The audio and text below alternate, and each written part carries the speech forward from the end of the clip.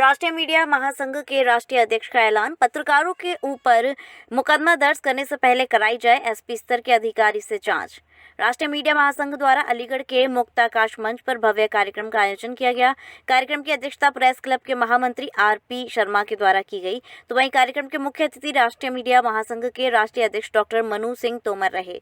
वहीं कार्यक्रम के विशिष्ट अतिथि यासिर अली, फाउंडर व अतिथियों में मोहम्मद अकरम खान, आज तक से मोहम्मद सोहेल, एटीवी भारत से मुकेश भारद्वाज, शहीदी दरिया से डॉक्टर मुजाहिद, आर के अस्पताल से खालिद अंसारी, वरिष्ठ पत्रकार व अखिल भारतीय पत्रकार सुरक्षा समिति के प्रदेश संयोजक, एबीपी नेटवर्क के पत्रकार द्वारा कार्यक्रम में शिरकत की गई। अलीगढ़ के ग्रामीण अंचल के पत्रकारों द्वारा इस कार्यक्रम में शिरकत की गई। वहीं कार्यक्रम का उद्देश्य पत्रकारों को एकजुट करना था। कार्यक्रम के संबोधन के दौरान आरपी शर्मा द्वारा कार्यक्रम को लेकर पत्रकारों को एकजुट रहने का संदेश दिया गया। स्वागत करता हूं, अभिनंदन करता हूं। बहुत वक्ता थे जो मंचाधीश मंच पर बैठे हुए हैं। उन्होंने अपनी अपनी बातें अलग अलग तरीके से अपने अपने अनुभव के साथ साझा की हैं। पत्रकारिता, पत्रकार और मौजूदा समय में जो कठिनाइयां पत्रकारों को देखनी पड़ रही हैं, उस पर बहुत अनुभवी लोगों ने प्रकाश डाला है। किसी हद तक वो बातें मैटर आज के दौर में करती भी हैं। और बहुत वक्त ज़्यादा ना लेते हुए मुख्य रूप से मैं सिर्फ यही बात कहना चाहता हूँ कि एक दौर पत्रकारिता का वो था जिस टाइम पर प्रिंट मीडिया पर ही लगभग देश के निवासी व्यूअर्स डिपेंड होते थे और खबर भी जिस दिन हुई है उसके एक दिन, दो दिन या तीन दिन बाद लोगों को पता पड़ती थी। दौर बदला, प्रिंट से निकलकर इलेक्ट्रॉनिक का दौर आया। इलेक्ट्रॉनिक के बाद आज के टाइम में सोशल मीडिया का दौर चल रहा है। और सोशल मीडिया का दौर ऐसा नहीं है कि सिर्फ चुनिंदा लोग या जो मुख्य चेहरे हैं पत्रकारिता के उन्हीं की वजह से चल रहा है। इस सोशल मीडिया के दौर में हुनर को सामने लाकर कई युवा पत्रकार ऐसे हैं जिन्होंने अपने आप को बहुत हद तक साबित किया है और अभी भी साबित कर रहे हैं, जो ये दर्शाता है कि एक हुनरबाज, खोजी पत्रकारिता या खबरों की समझ रखने वाले युवा पत्रकारों के लिए किसी खास मंच की आवश्यकता जरूरत नहीं है। उनके पास जो कंटेंट है, वो जो समाज सुधारक कंटेंट उनके पास है, उस पर वो काम करके समाज की आंखें, अधिकारियों की आंखें, जो राजनीतिक गलियारे हैं उसमें वो एक ऐसी छाप छोड़ सकते हैं जिससे समाज का बहुत भला हो पाएगा। तो ये बहुत बड़ी चीज है। और ब्रांड या कोई मतलब ये जो एक प्रथा चली आ रही थी एक समय तक कि कोई बड़े चैनल, बड़े अखबार या बड़े संस्थान में काम कर रहा है तो वही एक अच्छा या बड़ा पत्रकार हो सकता है। इस मिथ को सोशल मीडिया के दौर में युवा पत्रकारों ने बहुत तोड़ दिया है और अच्छे तरीके से तोड़ा है। मतलब जो घमंड करते थे अपने आप को, उस घमंड को तोड़ा है। बहुत युवा पत्रकार हैं जो अपना सोशल मीडिया प्लेटफॉर्म चला रहे हैं, उस पर मेहनत कर रहे हैं। क्योंकि देखिए लिमिटेड चीजें हैं। अगर एक तरफ आप देखिए तो जो सरकारी नौकरी मांगने वाले लोगों की लाइन है, उस पर जो जवाब आता है वो ये कि देश की आबादी 140 करोड़ से ऊपर हो चुकी है, तो सभी को सरकारी नौकरी नहीं मिल सकती। तो मेरा मानना यह है कि जो मुख्य स्तंभ है मीडिया के, अगर युवा पत्रकारिता करना चाहते हैं, अच्छे से करना चाहते हैं, तो जरूरी नहीं है सबको वहां पर मौका मिले। तो सोशल मीडिया का एक ऐसा दौर देश में आ चला है कि अगर आप अपने तरीके से पत्रकारिता करना चाहते हैं और आपको किसी की परवाह नहीं है, आपके पास चीजें हैं, डॉक्यूमेंट्स हैं, प्रूफ डॉक्यूमेंट्स हैं, तो आप वो पत्रकारिता करके आगे खोल सकते हैं। उसको बाद में बड़े बड़े मीडिया चैनल जो है वो फॉलो करते हैं। ये हमने बहुत करीब से देखा है।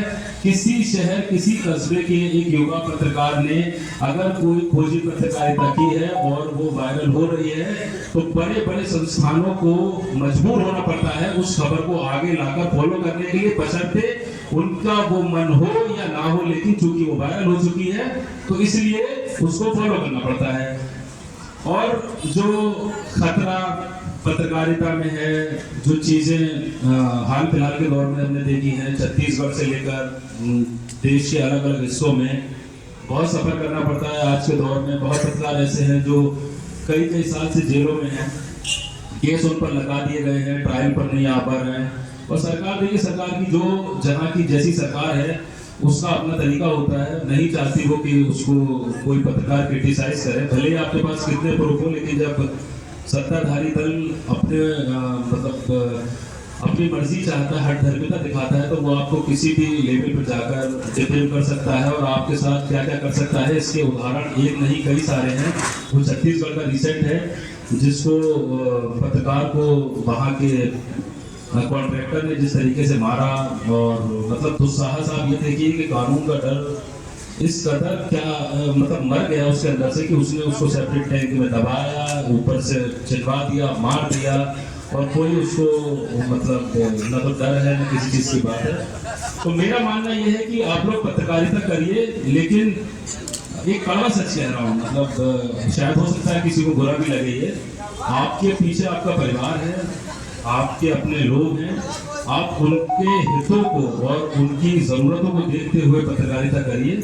पद्म भूषण या कोई भी रत्न लेने और सोचने की इन्हें से पत्रकारिता मत करिए, क्योंकि दौर मैंने भी ऐसे ऐसे देखे कि अगर आपके ऊपर कोई परेशानी आती है तो यहाँ से मुशायरा शायरी सारी चीज़ हो जाएगी, लेकिन मदद करने का जब नंबर आएगा तो कोई खड़ा हुआ दिखाई नहीं देगा। तो लिहाजा कोई ज़रूरत नहीं है आपको ज़्यादा हीरो सुपरमैन बनने की। जो दौर पत्रकारिता का चल रहा है, इस दौर में जो जैसी ज़रूरत है आप वैसा करिए। बाकी सारी शुभकामनाएं आप सबके साथ हैं हमारी। बहुत बहुत शुक्रिया आप सभी का यहाँ पर आने के लिए। मुशीर भाई का बहुत बहुत शुक्रिया हमें बुलाने के लिए। इस मंच से मुझे कहने में कोई गुरेज नहीं है। इस समय जो समय चल रहा है, इस समय अघोषित नहीं है, अघोषित आपातकाल की स्थिति है। तो मीडिया कोई नहीं है, मीडिया के लिए आपको इसलिए हमें दिखाई देती है, हम मीडिया से संबंधित है, तो मीडिया के लिए अभी हमारे जितने युवा हम साथी मंच पर बैठे हुए हैं, वो कुछ भी यहाँ से अपने इलेक्ट्रॉनिक चैनल को, प्रिंट को, कोई भी खबर भेज रहे हैं, वो प्रकाशित नहीं होगी जब तक कि मीडिया हाउस नहीं चाहेगा। मीडिया हाउस वो चाहेगा जो उसके मालिकान चाहेंगे, जो उनके मालिकानों का आदेश होगा उसको वही प्रकाशित करना है। इसके साथ में इस मंच से मैं अपने सभी भाइयों को एक संदेश देना चाहूँगा। जिस समय हमारा देश गुलाम था, उस समय अंग्रेजों की एक नीति थी, फूट डालो शासन करो। वो नीति आज भी जारी है। प्रशासन कभी नहीं चाहेगा कि मीडिया बंधु कहीं एक मंच पर आ जाए, वो अपने सिग्नल बुला करके कहीं एक करके इकट्ठे हो जाए। हाँ, यदि हमारे पत्रकार बंधु एकजुट हो गए तो इस समय लोकतंत्र के 3 स्तंभ हैं, चौथा स्तंभ कहा जाता है, मगर नहीं तो कोई अधिकार है, नहीं कुछ है चौथे स्तंभ के पास। कहते हैं मीडिया चौथा स्तंभ है, उसी में मीडिया बंधु खुश हो जाते हैं, हम भी लोकतंत्र के हिस्सा हैं, मगर कुछ नहीं है। जिस दिन मीडिया बंधु संगठित हो जाते हैं, उस दिन लोकतंत्र के 3 स्तंभ जो इस समय वो अपने लूटपाट खसोट करने में लगे हुए हैं, नहीं कर पाएंगे। इसलिए प्रशासन, शासन कभी नहीं चाहेगा कि 10 पत्रकार कहीं एकजुट हो जाएं। उनकी नीति हमेशा रहती है, थाने में दरोगाजी की नीति रहेगी, जिले पर कलेक्टर की नीति रहेगी, जितने पर। और इसके साथ साथ पॉलिटिकल पार्टियों के नेता भी, जनप्रतिनिधि भी ये चाहेंगे कि 4 पत्रकार 4 आपस में लड़ते रहेंगे, उनका ध्यान हमारी तरफ नहीं आएगा, हमारी जो व्यवस्था हो रही है उसमें कोई अड़चन नहीं आएगी। सपोज के लिए जनप्रतिनिधि एक बार जनप्रतिनिधि बनता है 5 साल के लिए, 5 साल में वो अपनी 5 पीढ़ी के लिए इकट्ठा कर देता है। मंच से कहता है मैं तो बहुत गरीब था, मेरे पिताजी हल चलाते थे, नौकरी करते थे, मैं आपकी सेवा कर रहा हूँ। आम जनता की सेवा करते करते 5 साल में ऐसा कौन सा जादू की छड़ी आ गई कि वो 5 पीढ़ी तक अपनी व्यवस्था कर देता है? करता है नहीं करता? अब बात करिए अधिकारियों पर। ऐसा कौन सा अधिकारी दूध का धुला है जो लूटपाट नहीं करता? मैं इस मंच से दावे के साथ कह सकता हूँ, जो दूध का धुला बनता हो मेरे सामने आकर डिबेट कर ले, 10 लोगों में बैठ के बात कर ले, मैं साक्ष्य प्रस्तुत कर दूंगा कि दूध का धुला नहीं है। थाने में दरोगा जी, अगर 4 पत्रकार हैं किसी क्षेत्र में, ग्रामीण क्षेत्र में, तो दरोगा जी ने एक को बुलाया, कंधे पे हाथ रखा, उससे भाई बच्चे ठीक हैं, परिवार सब ठीक है, दूसरा देख रहा है, वो दरोगा जी ने बहुत अच्छी दोस्ती है, इसने कुछ बुराई किया। तो अभी जो आए थे अक्रम भाई, वो तो तुम्हारी बुराई कर रहे थे यार, तुम तो ब्लैकमेलिंग करते हो, दलाली करते हो। दरोगा जी से मेरी बुला के आए हैं अक्रम, अब उन्हीं को देख रहा है मुझे। अब अक्रम और अदनान दोनों आपस में दरोगा जी ने करा दी। क्यों? वो दोनों आपस की अपनी लड़ाई में लग गए, दरोगा जी आराम से अपना लूटपाट में लगे। जब वो दोनों आपस में नहीं लड़ेंगे तो दरोगा जी लूटपाट नहीं करवाएंगे। समय की स्थिति को देखते हुए मेरा सभी से यही इस मंच से सूक्ष्म शब्दों में कहना है कि आप उसमें छोटे बड़े मन मुटावों को भुला करके, ऐसा कौन सा परिवार है जिस परिवार में कोई कल्याणी होती है? एक परिवार में 4 भाई और 4 भाइयों में होती है कुछ, मगर एक रहते हैं। तो मेरा हिंदू मुस्लिम सिख ईसाई, ये पंडित है, ये ठाकुर है, ये जाटव है, ये वाल्मीकि है, इस सब को भुला करके कम से कम राष्ट्र हित के लिए अगर एकजुट हो जाते हैं तो किसी की मजाल नहीं है कि आप किसी पत्रकार को मुकदमा दर्ज हो जाता है। किसी शासन प्रशासन की औकात नहीं है कि किसी का कोई उत्पीड़न करके दिखा दे। इस मंच से मैं दावा देता हूं, आप एकजुट हो जाइए।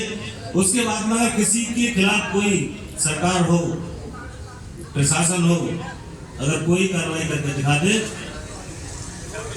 तो मैं पत्रकारिता छोड़ दूंगा। ये मैं ऐलान करता हूं। अगर आप एकजुट हैं और एकजुट होने के बाद में किसी के खिलाफ कोई कार्रवाई हो जाती है गलत, मगर हमें अपने अंदर भी झांकना है। अभी किसी ने कहा पत्रकार दलाली कर रहा है, अगर समझ लो तो दलाली कर रहा है। उसने दलाली क्यों करी? या उसने करी है या दरोगा जी ने फर्जी कह दिया उसने दलाली की? इस चीज पर भी तो हमें ध्यान देना चाहिए, उसको हम ध्यान नहीं देते हैं और उसी का फायदा शासन प्रशासन नेता उठाते हैं। तो आज के सम्मेलन में मेरा सभी से अनुरोध है, एकजुट रहें, संगठित रहें और अपनी ताकत को पहचानें। जय हिंद, जय भारत।